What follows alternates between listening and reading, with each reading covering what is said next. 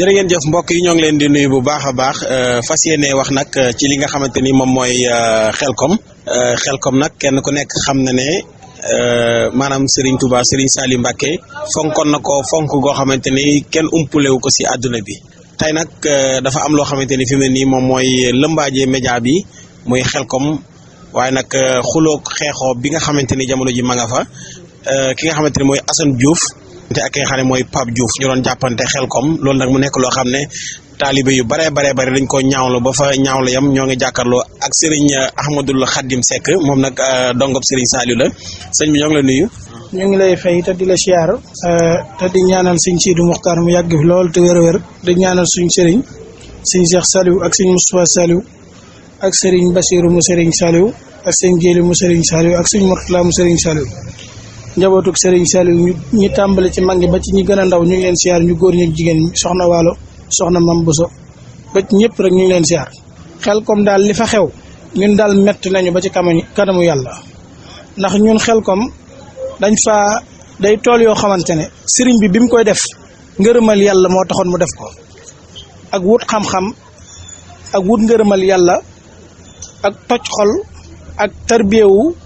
ak xam sa bopp waaw sëriñ bi daal bi mu koy def moom liggéeyal Sëriñ Tuubaa képp taxoon moo def bi te xelkom moom ñaar yi moo fa am jóge fa am xel ba am koom-koom amul kenn ku fa mës a jóge te ni la sëriñ bi bàyyi woon foofu nga nekk fa wala nga ñëw di fa wut si dara nga jóge fa te amoo ko. waaw léegi Assane Diouf moo fa doon xeex ak Pape Diouf nag. ñooñu moom ay nitu seytaane lañ ndax ay seytaane ñooy ñëw ba ci tooru Serigne Saliou Mbacké di saagante wala ñu def lu bon nañ xam ne nag tooñ nañ Serigne Saliou li ñuy def neexut Serigne Saliou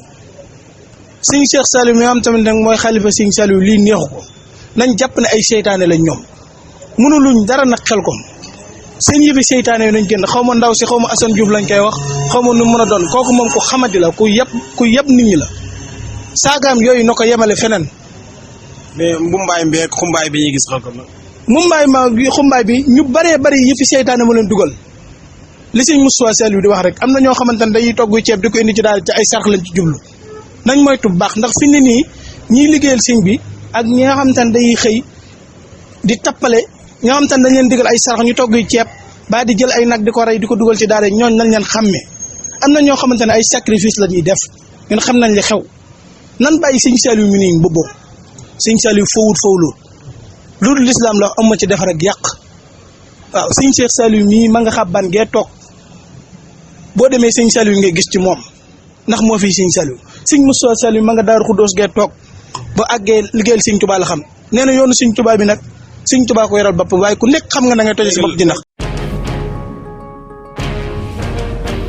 yéen a ngi ànd ak seen portail Baol Média nekk fii ci Mbàkke Bawol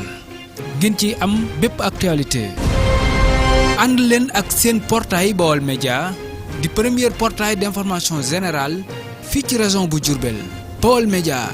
xibaar yu wér te wóor te leer